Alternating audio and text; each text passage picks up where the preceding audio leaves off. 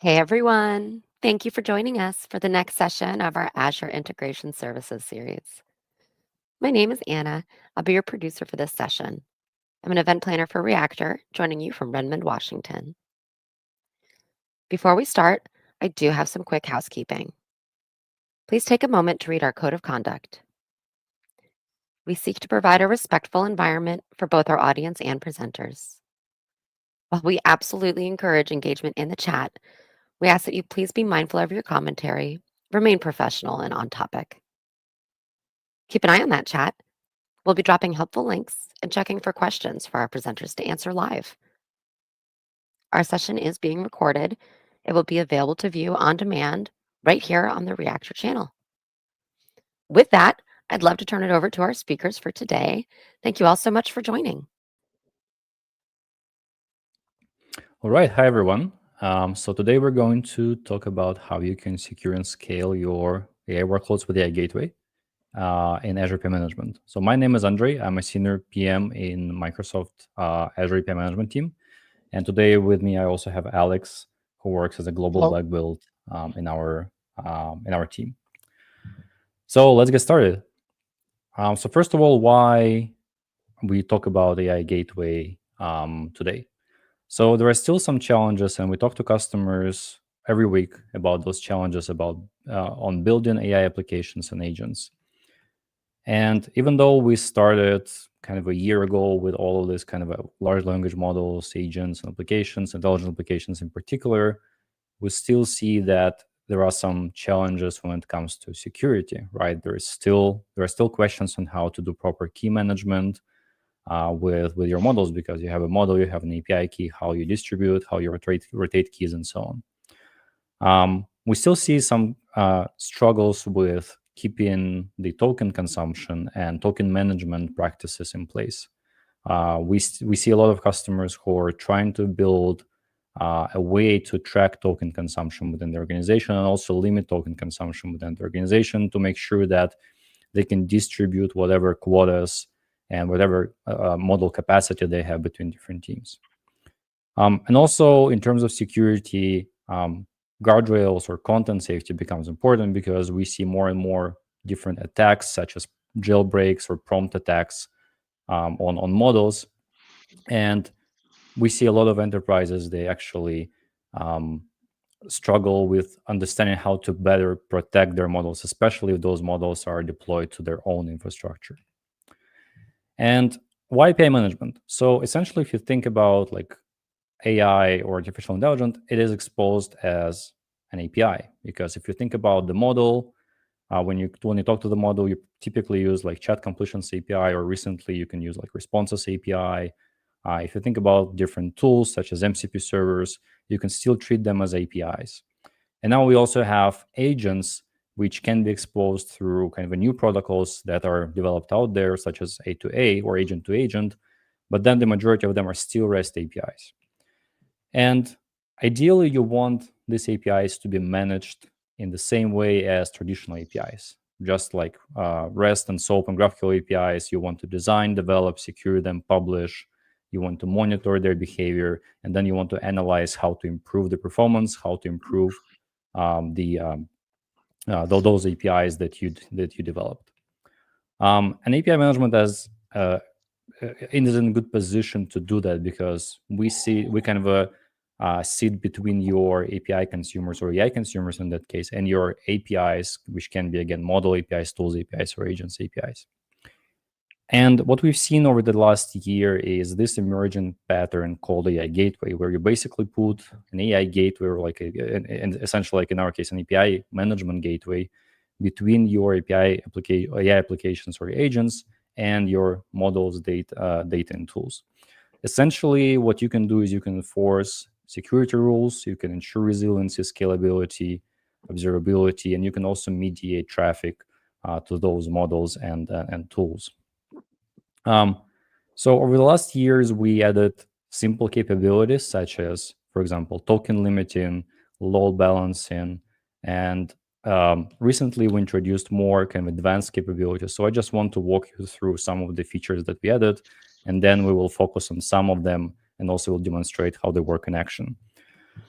So first, on security and safety side, being an Azure service and especially mediating access and kind of proxying access and proxying requests to Azure models, we can actually provide a keyless authentication, which means that you can configure managed identity authentication from Azure API Management to your Azure models. And in that case, you don't need to share the single key with anyone. Instead, you can generate new keys on API Management side and distribute them between different developers, development teams, departments, or even organizations if you have like partner organizations that you're working with.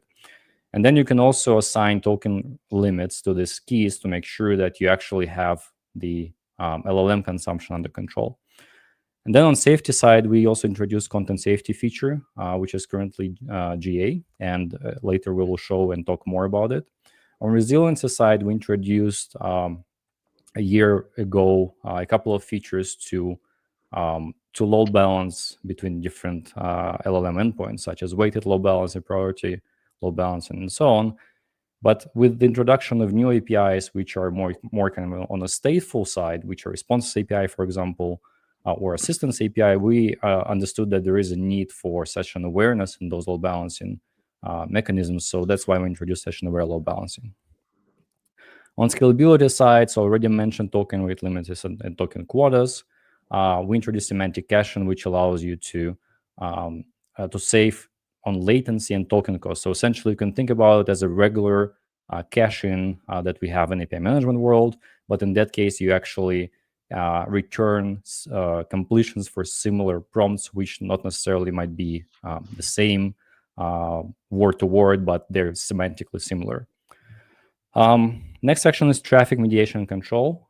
So initially, again, as I mentioned, being an Azure service, we started with Azure OpenAI models and Azure AI Foundry models. But now we also introduce support for any OpenAI-compatible model, which means that whatever you see in the next 50 minutes of demos and features that you see on the slide, we actually support not only Azure models, but we also support any OpenAI-compatible model, which means that if you have model deployed through Hugging Face or like any other inference provider, or even if you deploy model directly to your own infrastructure, to your own GPUs, as long as it supports chat completions API, we also support all of these features for this model. We also introduced support for other vendors, such as Amazon Bedrock, which is now GA. We also support policies for that. And then with Gemini being a popular model, we also support it through this OpenAI compatibility.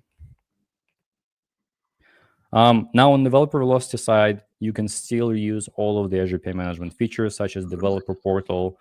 You can easily onboard APIs to Azure API management through new kind of wizard one-click gestures that we have in API management.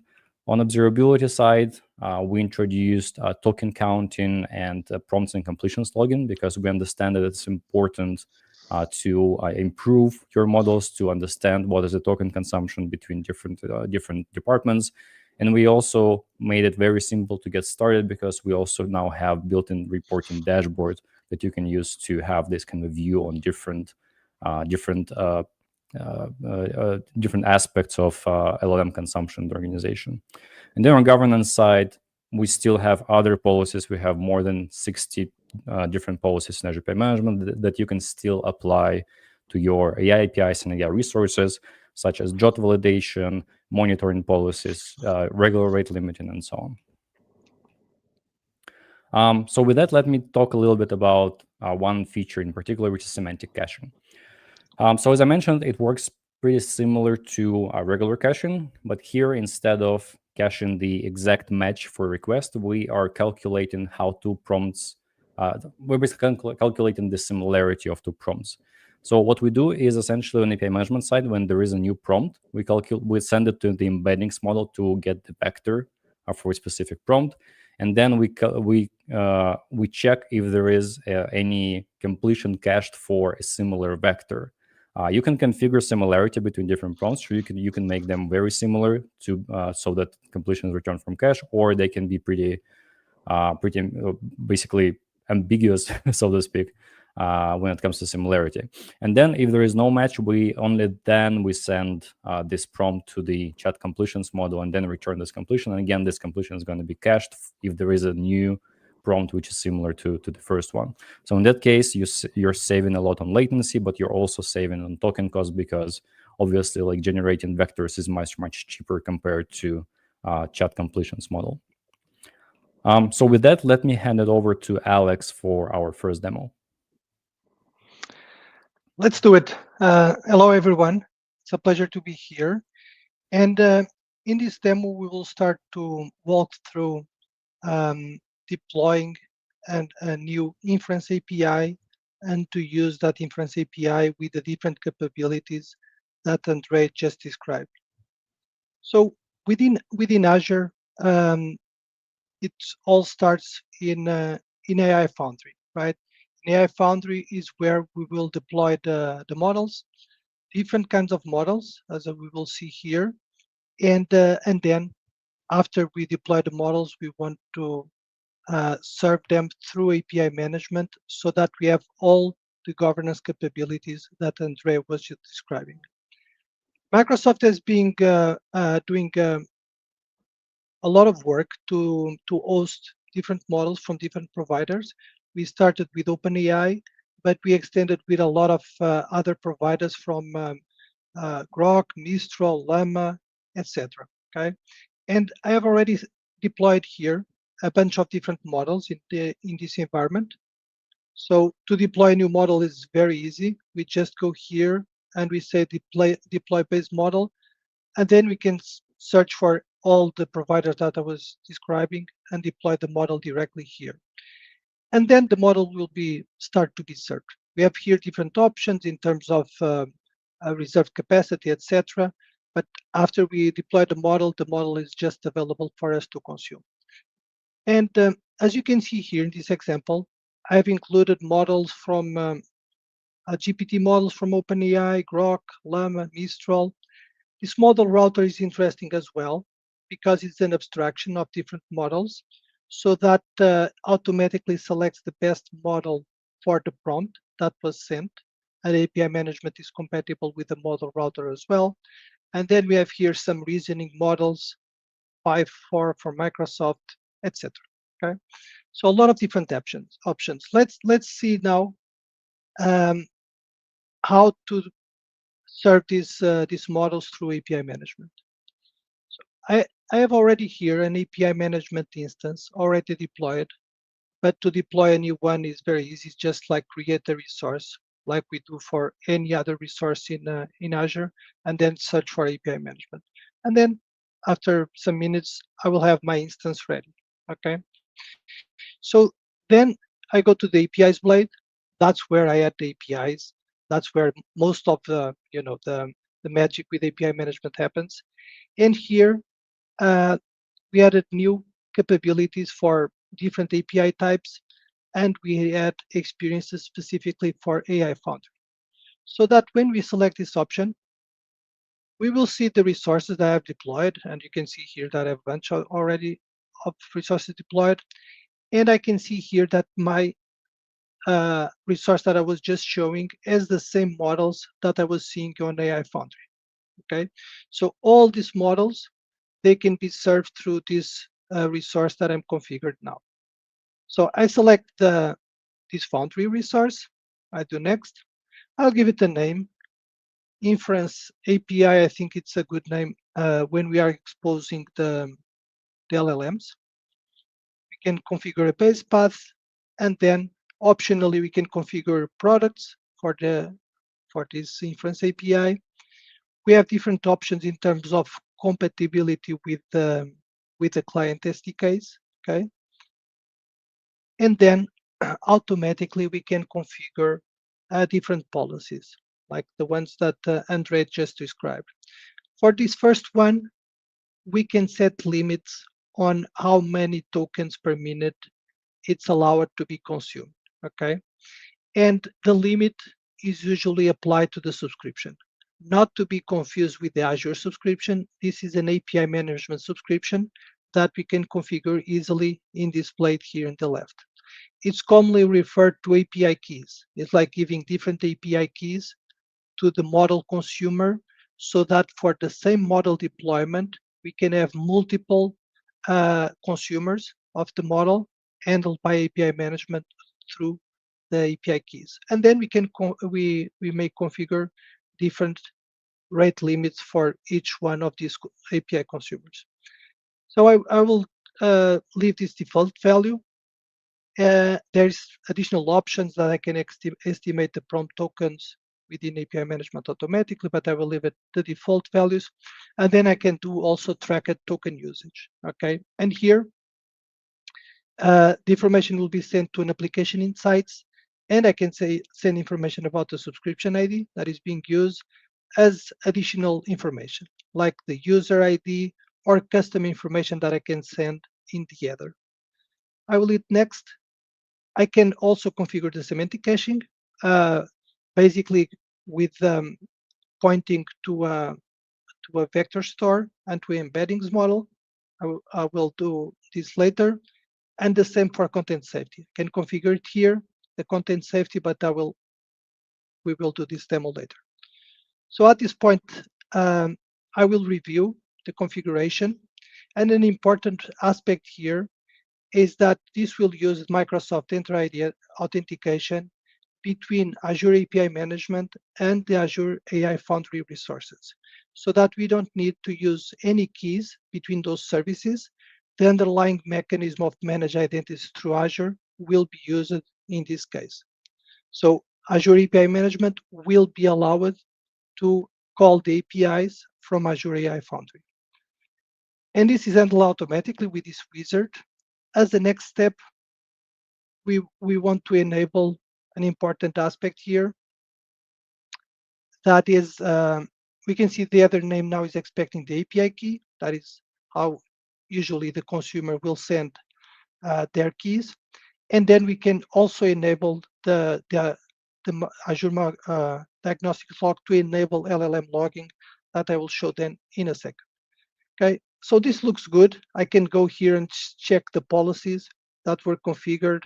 I can open Copilot, and Copilot can help me to explain what is this XML that is being configured for the policies. I can add new policies through this, so it's pretty straightforward. And I guess that the next question now, is it working? So I can do a simple test. I can search for the completion operation, and then it provides me this testing console, ask me about the deployment ID. So let me check. I have here different models, right? This is the deployment name. Let's use this first one. I'll put it here, the deployment ID, and then automatically puts here some sample content. Like, for example, how are you?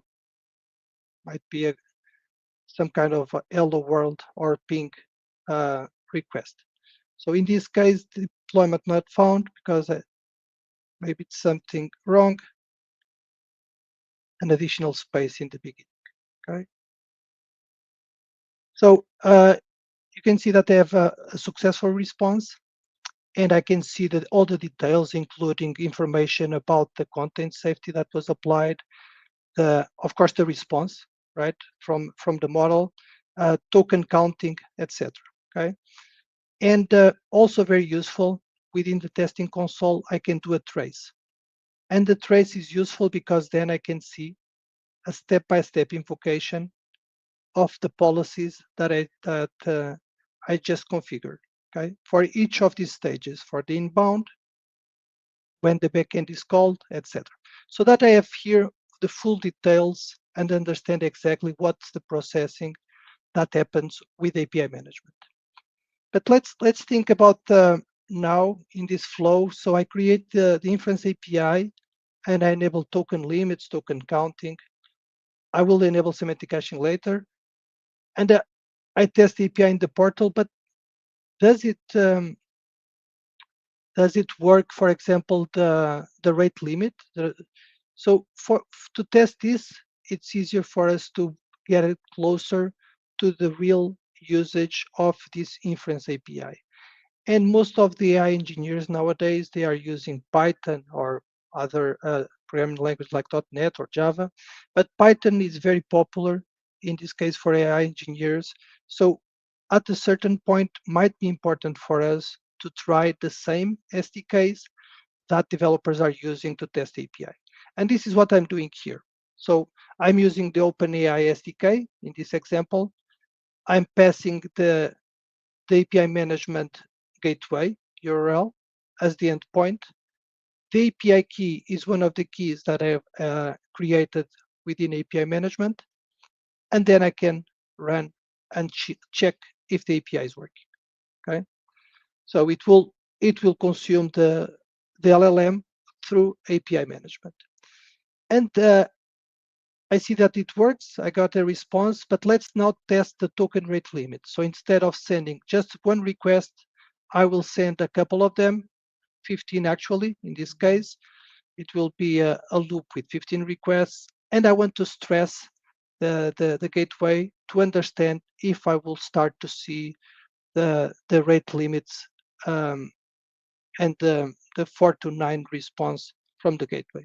Okay, so it's sending the request. It's taking a little bit longer than I was expecting. Okay, here we go. So I start to see that I have successful responses, right? So I get the response as it's supposed. I configured the low rate limit, just 1,000 tokens, so that after a while, I should now start to see the 4 to 9s, okay? So token limit is exceeded, try again in 4 seconds. In this case, I'm not using the OpenAI SDK because the OpenAI SDK has a retrial logic automatically. And with the retrial logic, I will not see this error, okay? So it's important to have this kind of experimentation, this kind of environment, for me to be absolutely sure that the API is working as expected. And now I can quickly analyze the behavior, and I can see that when it was close to reach the threshold that I've configured, I start to receive the 4 to 9s to avoid consuming more tokens than it's allowed. Okay. In another instance, I have configured the semantic caching, and the semantic caching works like Andre was describing. We will use the embeddings models to calculate the embeddings for the prompt, and then we will check in the vector store, in this case managed redis, to check if that prompt is already in the cache with the similarity threshold. In this example, I'm just providing different prompts that they have different text, so that if we apply the built-in caching mechanism from Azure API Management, that is a key value, it will not work because the keys are different, right? The text is different. But if we apply the semantic caching, it's different because the text is different, but the meaning is very similar. Basically, I'm asking very similar questions, okay? So, and if I run this, I will start to get the response, okay? And it will took more than 3 seconds, the first one, and then you can see that the next ones were pretty fast. And if I analyze the performance, I have this, right? More than 3 seconds, the first request, and then all the subsequent requests, they didn't consume tokens, okay? Because they took the value that was already stored in the cache. We can all connect to the Redis cache and see the cache hits and cache misses that I got, so that I can debug and understand exactly the way that it works. For this kind of behavior, if I do the same tracing with API management, I can also see if the policy gave me a cache hit or a cache miss, so that I know exactly the way that this policy is working, and that's it's not just magic. I have full control on the way it works. Okay. So now let's move to this next part with prompts and completion logging. Do you want to add something here, Andre? No, I think that's a perfect demo that demonstrates one of the main values, right? Because you have similar prompts, but at the same time, like you save what was that? Pretty much like 10x improvement on latency for responses, Yes. right? So Yes. so that's pretty cool if you're, especially if you're building like chat applications that respond to, like, for example, if you have like a website and you have like an FAQ type of thing where customers ask a lot of similar questions, that is especially where it can be useful, because yes, you generate responses based on some knowledge, but at the same time there's going to be like a lot of repeated questions Yeah. formatted in a different way. So that is a perfect way to optimize your intelligent app in this case. So yeah, and another way to optimize your intelligent application is actually to log prompts and completions, because that is the only way for you to understand how your application, or in that particular example, your chat application performs, what kind of the best sort of like prompts and completions pairs are out there, so that then you can use that to select perhaps a cheaper model that can perform in the same way, but obviously like tokens will cost less for you. So that is essentially like a way for you to evaluate or perform evaluation of different models and see how they perform in your application. So this is one of the features that we have in API management. And with that, I think we have a demo for you, right, Alex? Yeah, exactly.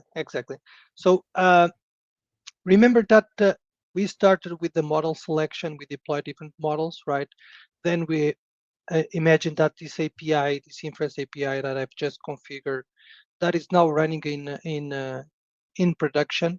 So I will have logging about this API, but then I should apply this continuous model evaluation process to ensure that I'm using the best model for the job. Because as we know, new models are coming like every week, and new models, they came with better capabilities, sometimes more effective in terms of pricing and in terms of token usage. So we should apply this continuous model evaluation, and then having like simple processes to adapt and to change the model. The API management, by sitting in the middle between the model consumers and the model providers, allows us to also to tweak. Imagine that the an old model is still being used, and we might translate to a new model automatically, so that we don't need to change the client application and do this kind of translation. Okay, so in this case, in this demo, the model is already live, is being served. I have an application that is consuming the model, and I want to observe the logs and the metrics, and then I want to export those logs and maybe configure some alerts to guarantee that everything is working, and then import those logs into AI Foundry to do evaluations automatically. Okay. So with that, let me switch again to the API management portal, and in this case to this instance where I've already this configured. So in the previous demo, I didn't show this part here with that is very important with the Azure monitor. I just need to come here and say enabled for the log LLM messages. And then optionally, I might log the prompts and the completions. Okay. Even if this exceeds the size that is here, uh, it will split in different rows in the loggings, and then we have ways to concatenate everything. Important to mention as well that this mechanism works also with the streaming enabled. Streaming is like a nice mechanism that allows to stream chunks of the response directly to the client. And in some chat applications, it's important to have that so that the user understand that the model is already answering, and they can see, um, the answer from the model coming, and is more interactive. But in terms of handling these server-side events, that is the technology underneath, sometimes it's hard in order to combine features like logging, for example. Okay, But the team has made a great work to simplify this, and now with just this checkbox, I can log the prompts and completions. In certain scenarios, I don't want to log the prompts and completions because they might have sensitive information, and I might not want to log that. So it's an option that is here available. So I've already this configured, and I've run a couple of requests already. And now if I go to the monitoring part and I click on analytics, I have here a bunch of information that I can see. Okay, I can see the timeline of requests. I can see the different APIs. In this case, I just have one, but I could have multiple ones for different providers. And of course, the Azure API Management instance is being used as an AI gateway, but can be used to serve other APIs that I have in the enterprise and aggregate all those requirements in the same API. The concept of subscriptions that I just described. So each subscription is like a consumer of the model, and I can see here the requests, the which ones were successful, etc. And then, very important, go through these language models option where we have this specific dashboard where I can see information for a certain time period, right? And then have like a aggregated view on how much prompt completion tokens were consumed, total requests, and then having a drill down of the details. In this case, I want to see per subscription what was the model that was used, how many tokens were consumed, how many requests, etc. Here I have a distribution on the average duration for different models, API versions, etc. Okay. So all this information is available for me to use with the logs. Okay, so this is exploring the logging the logs from the API management that I can go here and check directly. Okay, let me replace this just with the table. Okay, this is an Azure Monitor table. That is something very standard within Azure. That then I have a lot of options to handle this information. It uses this who's to query language so that I can build advanced queries with this data. And here is the raw data. And I can see that I have important information like the region, what are the number of the prompt tokens, completion tokens, what was the model name, if it was streamed or not, and then details about the request and the response. Okay, and then I can correlate this with other things. So a lot of options here available. And when I have this kind of information, then I can extend and customize this for additional scenarios. One that I like to describe is this one, where we can have we can provide like an analytics dashboard with a FinOps view within the enterprise, because at a certain point it might be important to really understand how much tokens are being used, but then to express or to show the amount of dollars or euros or any other currency and translate that to that currency. And maybe per each subscription might be an individual developer or might be a team or might be an application. And I might want to set budgets for these different model consumers. So in this case, for example, you can see here that I can see the total cost and I can see the cost quota, the budget that was assigned. Okay, and this is using a nice feature from API management, that is the products, the product concept. And here I'm applying different quotas for different products, and then I'm just assigning the subscriptions for the different products. Okay, and also a nice thing about this architecture is, since it's using Azure Monitor, Azure Monitor allows me to send alerts. Alert might be a simple email, right? But that's nothing new. Of course, we can send an email, but we can also do remediate actions. Like, for example, in this case, I'm calling a logic app automatically, and the logic app as an action will disable the subscription to prevent, continue to consume the model. In some use cases, it might make sense to cancel the subscription. In others, you'll just send an email. So it's easily customizable to these kind of things. So for each one of these kind of charts, I can go here and enter in this query language and adapt the query so that I extract the information that I need, so that I'm top on what's happening with the model consumption, and I can easily adjust if needed.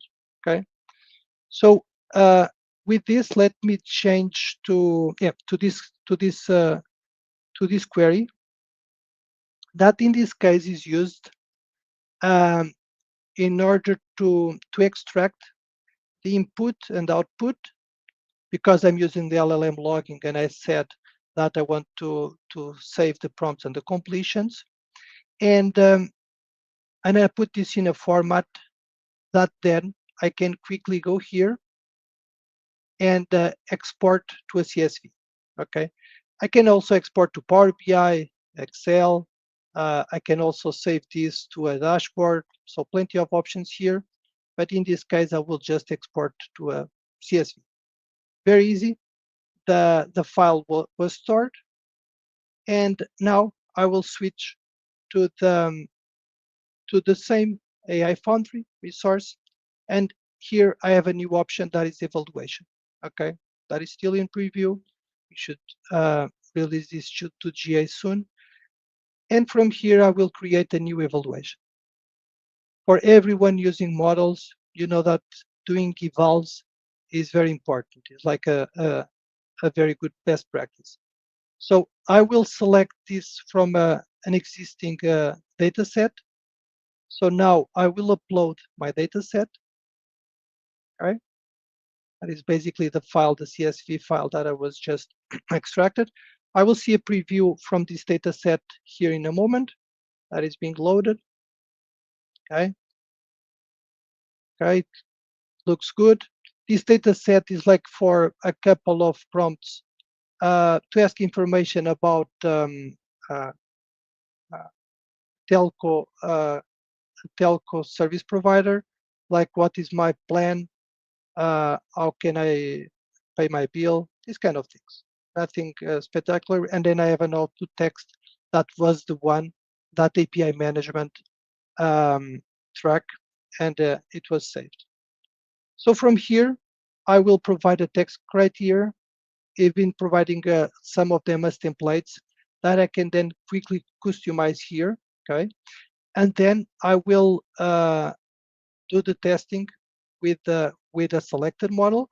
I will put here, and here in the bottom, you'll see that to the user input, it will be the item output, and the output will be the item output text.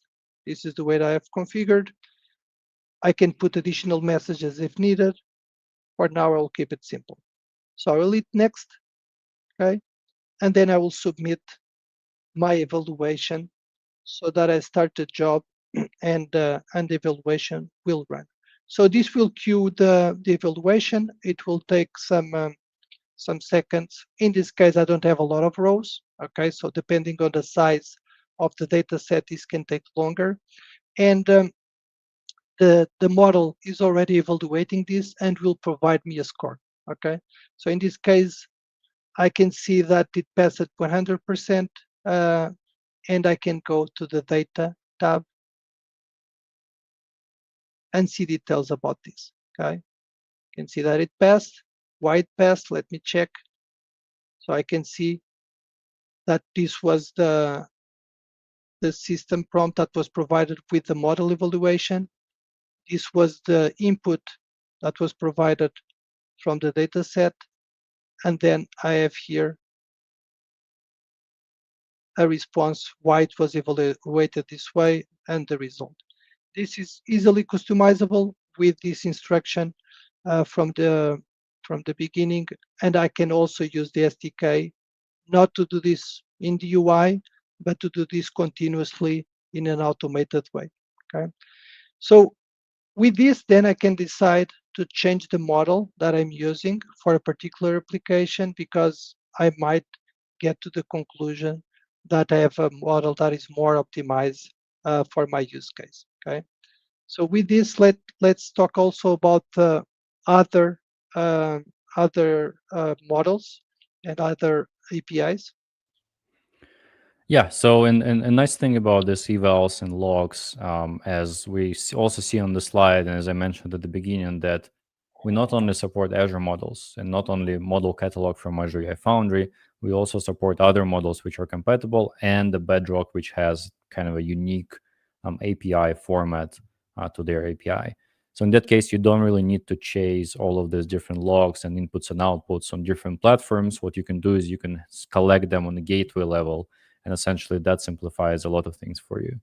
So that was what I wanted to share here, is that all of the policies that we demonstrated so far, all of them are supported for other models, not only Azure models. And now the next thing that we wanted to share as well is the content safety.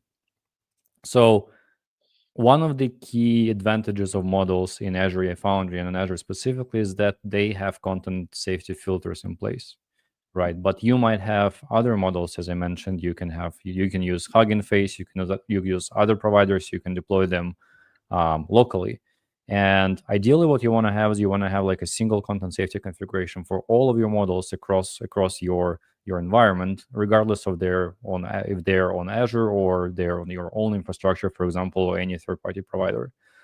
So we're actually integrating with Azure AI Content Safety Service, and we have a policy to do that in a very simple way. So essentially, for every prompt coming to API management, to the gateway, we can send it to Azure AI Content Safety Service to check for three things. First, we can check if there is like any harmful content, such as like hateful content, sexual content, violent content, and so on. You can also create a block list in the AI Content Safety Service. For example, going back to our example with the chat application on your website, you probably don't want your model to respond to any question about your competitor. So what you can do is you can create a block list with your competitor names. So in that case, this chat application will not respond to any questions regarding your competitors. And the last thing, which becomes also important, is that you can configure it to shield you against any prompt attacks, jailbreak attacks, and so on, so that your model is not misbehaving in production environment. So yeah, with that, let's see how it works. So it works in a very seamless way. I could go here and let me add a new API. In this case, I will not select this AI Foundry option because the model is not hosted on AI Foundry. Okay, instead it's hosted on Hugging Face, and I'm using an inference provider directly from Hugging Face, and that's what I will use to configure. So I will start here to copy the URL that is being provided here, and I will select this language model API, this option. Okay, that is very convenient for me because it simplifies the process. I will give it a name. In this case, I will call it DeepSeek because it will be the model that will be provided. I will provide this URL. I will use the DeepSeek path to expose this API. And then I have here these two options: an OpenAI API compatible, or just a pass-through that it doesn't care what is the format, it will accept all the formats, and we can use this option as well. So then I will pass the authorization bearer token, that in this case is this token that Hugging Face is expecting, so that allows me to consume the model. And here I can just configure this in the header. I can use Azure Key Vault to store these keys in a secure way also if I need it. So now I will skip these policies because I want to configure the content safety. Okay, so I will start to select an existing endpoint for the Azure AI Content Safety Service. that Andre just described. And then I have different options here that I can configure. The first one is to enable text moderation, where I have these two options of 4 and 8 severity levels. And then for each one of the levels, I can configure the policy threshold. Okay, like for example, between 0 and 6, and just configure the values. Okay, and then I can also detect and block prompts with the specific keywords like the PI data, like credit card information, these kind of things, so that I can block this, or competitor names, like the example that Andrea was describing. And then I can also prevent jailbreak attacks to the model with just a single checkbox. Okay, so I've configured this. I will review what will be configured in the policy, and I will create. Okay, similar experience that I did before. In this case, not connecting to Foundry, but connecting to Hugging Face and to this inference provider that is being shown here. Okay, so the API will be created, and now as the next step, I will copy paste an example that I put here with the message content. You can see also that I have here the model information as part of the payload, and I will use this information. So my DeepSeek API was created. I can also go here and do the complete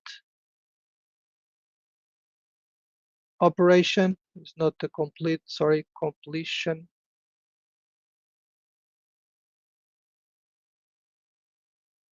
I want to do a completion. And then I will replace here with the payload that is being provided as an example. Okay, I will hit send,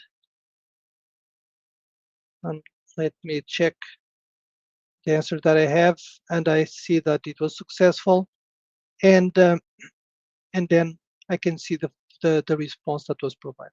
Okay, simple ask question, and I can see the model response, and also I can see again usage information, etc.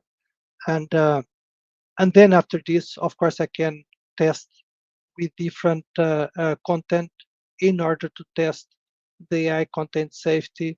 I can put here a jailbreak attack. I can use, you know, nasty words about hate and those kind of things, so that I can check the content safety being applied as well. I can do the tracing, and I can see then the response from the content safety policy with details exactly if it was blocked or if it was allowed. Okay, so basically in this, then I can ensure that my API is safe. All right. So far we talked a lot about how to secure, manage, and govern models.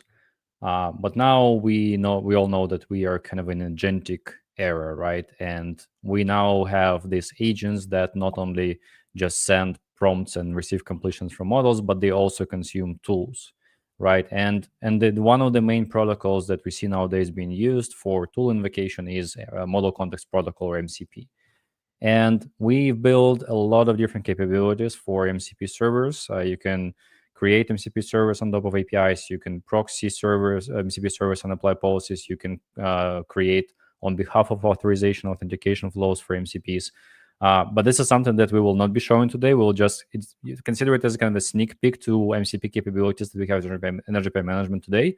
I believe we have a full 1-hour session next week about MCP. So please join that to learn more about all of the great features that we have for MCP. But for now, let's just focus on like one scenario. So essentially what we're going to do in this demo is essentially we're going to build a very simple agent that consumes MCP on top of existing API and API management. But first, we need to figure out what's the best way to build an agent. So at Microsoft, we have essentially you can think about like 3 different ways to build agents. One is the simplest one, but it provides like not a lot of different like configuration options, which is Copilot Studio. You can think about it as kind of a SaaS, where you have an agent, you can connect the tools, you can improve it with knowledge and so on. Then we have kind of a middle ground, which is PaaS approach, or Azure AI Foundry, where you have agents which are hosted on behalf of you, but at the same time you have flexibility to kind of configure and adjust the behavior of this agent pretty flexibly with a lot of different options. And then the last option is kind of an IaaS option, where essentially you have all of the different frameworks out there to build agents, but you also need to host them, you need to code them and so on, such as like QueryAI, since we mentioned Hugging Face, small agent framework. And then also we had for a while 2 different options at Microsoft to build agents. We had Semantic kernel and we had Autogen. And with that, recently, I believe at the beginning of the month, we actually announced that we are introducing a Microsoft Agent framework, which is essentially going to be like a convergence of these 2 great frameworks that we've had so far. So Semantic kernel was more about supporting a lot of different languages, more enterprise ready with a lot of different capabilities to run in production, while Autogen was more on the kind of a research side of a house of Microsoft, where we were like building new capabilities and kind of everything from research were kind of pouring into Autogen. So right now, these 2 frameworks are merging into Microsoft Agent Framework, which is currently in public preview. And in the next demo, Alex, I believe, will be showing how to use Microsoft Agent Framework with MCP. Yes, exactly. So we have enabled this MCP experience within API management, and we will start with that. And then there's this tool, the MCP inspector, is very popular. That allows us to understand if the MCP is working, to do like a simple test. Then using this agent framework and the AI Foundry agent service to use to put it all together, right? To use the inference API, to use the MCP tools to do meaningful work. In the demo will not be very meaningful because we will just play with the weather information, but then you can change to your own MCP tools and do more interesting work. And then I want to trace the agent behavior, very important, right? I want to understand what the agent did, which tools it called, and within AI Foundry, I can see all that, okay? So again, I will start on my API management instance, but in this case, I was in the APIs blade, and now I will switch to this new blade, that is the MCP servers, currently in preview. So here I configure different MCP servers. It's very easy to configure new ones. I can configure from an existing API or from existing MCP servers. And I have here a bunch of them already, okay? So for example, in this case, I've configured a weather MCP that if I go to the MCP inspector, that tool that the MCP community provided to test MCP, I can put here the URL, I can connect, I'm connected, I can see the tools, okay? I can click in one of the tools, I can put here city name, run the tool, and I will see the response, okay? Important for me to debug, to understand how it's working. And then of course I can play with advanced things like authentication, etc. But we will see all that in the other session. So from here, I'm confident that my API my MCP is working. I will switch to Visual Studio Code again because I want to use these tools with an agent. Okay, and here you can already see these agent framework libraries being used. Okay, and this is a simple request to we're using the libraries. In this case, I'm not using any MCP tool. I'm just routing the request to Azure API Management, and here I'm showing that Azure that the new Microsoft Agent Framework works with the API management. So I have a response, but now things will get more interesting, okay? Because here I will combine my Microsoft Learn MCP, one of the tools that I've configured, that goes through API management. And then I will ask, what is Microsoft Agent Framework? And this agent will automatically call the MCP tool to provide me this answer. Okay. The MCPs, they are very powerful, but of course, with great powers comes great responsibility. So sometimes we need to have an approval mode so that we can allow or disallow to call the tool. So I have here, yeah, it's a very popular tool, the Learn MCP. I think I have too many requests on that MCP tool. Let's see again if it works. Okay, too many requests. No worries. Okay, we will test with the weather. Okay, so let me test with the weather.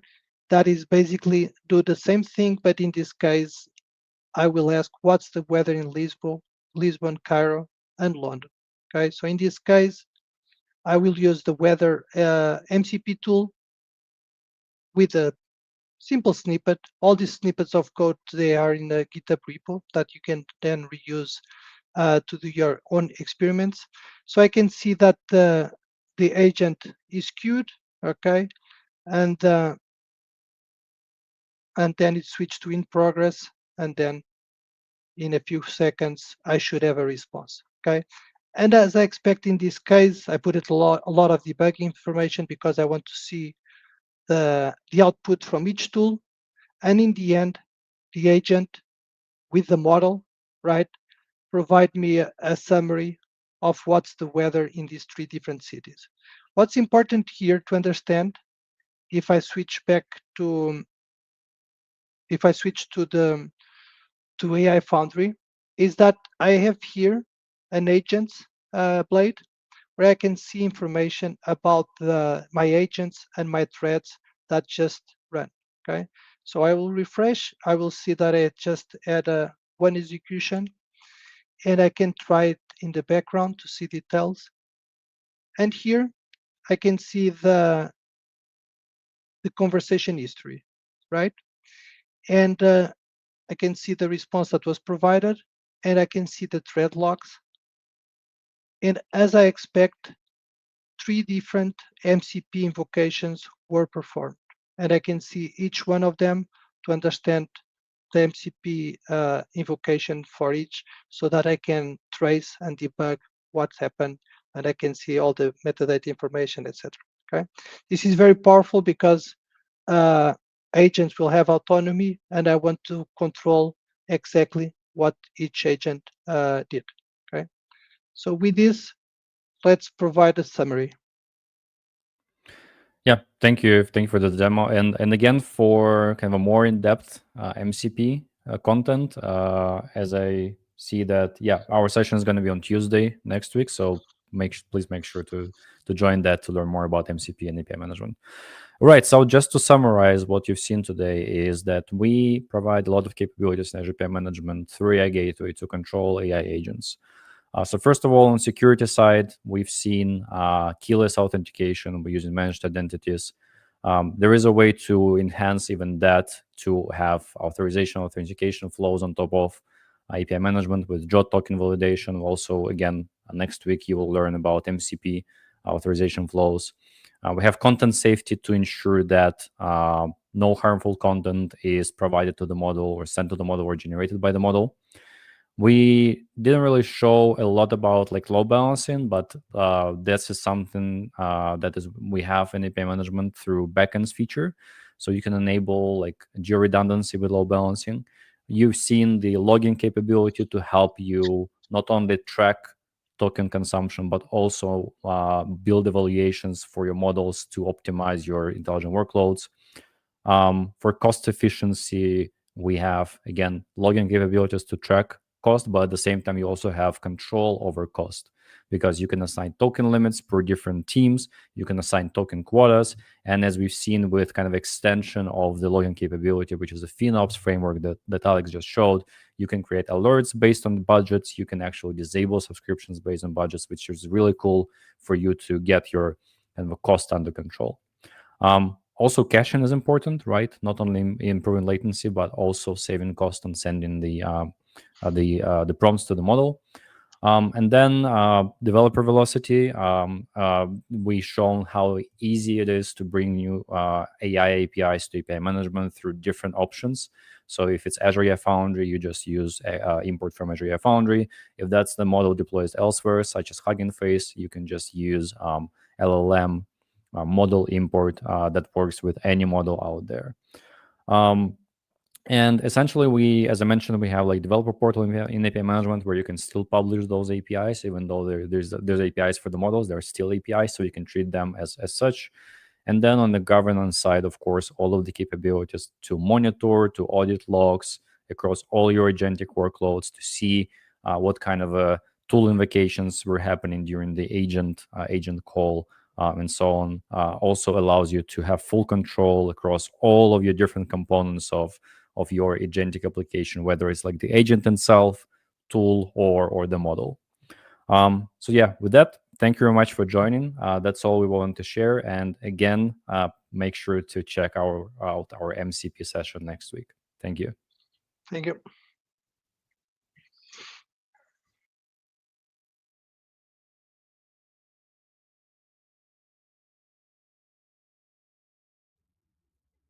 Thank you all for joining, and thanks again to our speakers. This session is part of a series. To register for future shows and watch past episodes on demand, you can follow the link on the screen or in the chat. We're always looking to improve our sessions and your experience. If you have any feedback for us, we would love to hear what you have to say. You can find that link on the screen or in the chat. And we'll see you at the next one.